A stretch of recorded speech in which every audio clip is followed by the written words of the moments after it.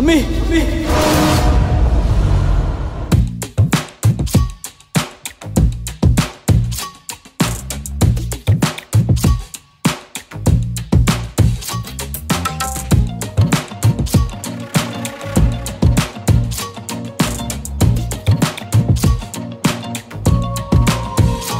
তখন যখন আমরা করেছি তখন হয়তো ভীষণভাবে মনে হয়েছে, যেটা হয় সিনেমা বানানোর ক্ষেত্রে তো আমরা সবাই জানি, কিন্তু সত্যি কথা বলতে কি সেটা ভীষণ ইন্টারেস্টিং ছিল।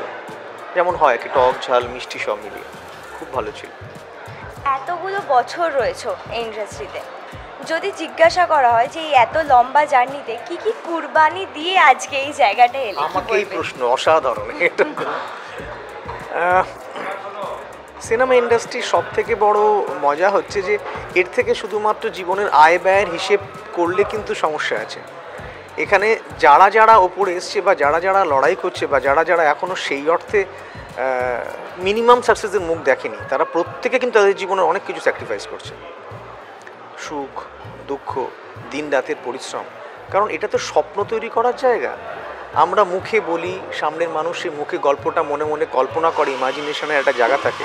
তারপর শিল্পী রং তুলির মতো সেট নানা রকম পর্যায়ে দিয়ে আমরা একটা সিনেমা বানাই, তার অ্যাকসেপ্টেন্স তৈরি হয়, তারপর সাকসেস।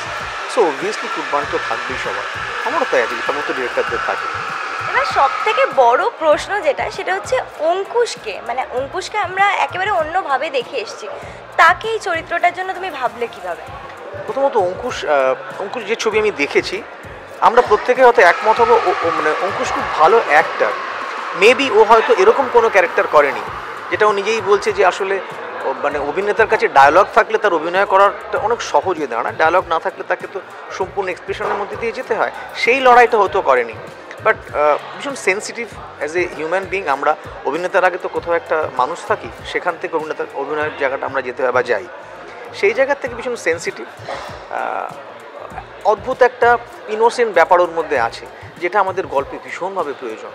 আর অবভিয়াসলি যেহেতু কথা কম, তাই শারীরিক এক্সপ্রেশন, মুখের এক্সপ্রেশন, চোখের এক্সপ্রেশন ভীষণ ইম্পর্টেন্ট। আমরা সবাই জানি অঙ্কুশের চোখ কথা বলে, সেটা কাজে লাগাবার চেষ্টা করেছি। একদম শেষে দর্শকদেরকে কি বলবে? প্লিজ সিনেমাটা দেখুন। আমরা বারবার যেটা বলার চেষ্টা করেছি প্রত্যেকে, যে এই সিনেমাটা এমন কিছু আছে যেটা আপনারা হলে না আসলে বুঝতে পারবেন না। আমি একটা কথা দিতে পারি যে আপনারা কেউ নিরাশ হবেন না, হতাশ হবেন না। বিশ্বাস করি সিনেমা হল থেকে বেরিয়ে আপনাকে ফোন তুলে কাউকে না কাউকে বলতেই হবে, কাছের লোককে বিশেষ করে, যে সিনেমাটা দেখে এসো বা দেখে। আমরা বিশ্বাস করি এটা। প্লিজ হল ডিরেক্টর, পরিচালক, এবং সেটা একদমই নতুন পরিচালক হয়ে যে সাহসটা দেখিয়েছে সেটাতে আমি খুব খুশি। এবং আমাকে এই চরিত্রটায় ভাবা, হাসানের চরিত্রটায় ভাবাতেও আমি খুব খুশি। আমার মনে হয় মানে দর্শকদের একবার দেখা উচিত এই ছবিটা, তার কারণ শুধু বিনোদনের জন্য এই ছবিটা নয়, এই ছবিটা অনেক কিছু গুরুত্বপূর্ণ কথা বলে। আমার মনে হয় সেই কারণে আমি অডিয়েন্সকে অনুরোধ করবো, রিকোয়েস্ট করবো ছবিটা যেন দেখে।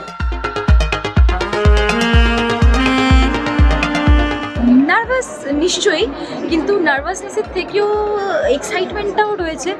এবং আমাদের জন্য খুব গুরুত্বপূর্ণ যে কে কী বললো, কীভাবে আমাদের এতদিনের পরিশ্রম, ইনভলভমেন্ট, যেভাবে আমরা মানে যত্ন করে ক্যারেক্টারগুলোকে তৈরি করার চেষ্টা করেছি, সেই জিনিসটা অডিয়েন্স বুঝতে পারছে কিনা, বিলিভেবল হচ্ছে কিনা, সেই জিনিসটা ডেফিনেটলি, সেই ফিডব্যাকটা আমাদের জন্য খুব গুরুত্বপূর্ণ। এই ছবিটা নিয়ে, কুরবান নিয়ে, আমাদের করা চরিত্রগুলো নিয়ে আমরা যথেষ্ট আশাবাদী এবং বারবারই বলছি যে খুব গুরুত্বপূর্ণ একটা ছবি, যেগুলো মানুষকে ভাবাবে, একটা রেশ রেখে যাবে ছবিটা শেষ হয়ে যাওয়ার পরও। সো এই কাজটা একটু অন্যরকম, সেই জন্য মেবি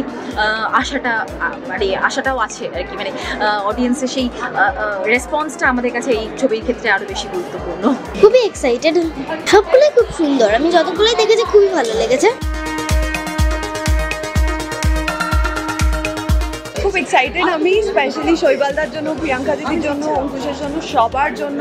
অ্যান্ড সবাইকে জানাবো অল দ্য বেস্ট। অ্যান্ড সব থেকে বড় ব্যাপার, আমি জানি this film is going to do very well, so I am just hoping যে এভরিথিং গোজ ফাইন।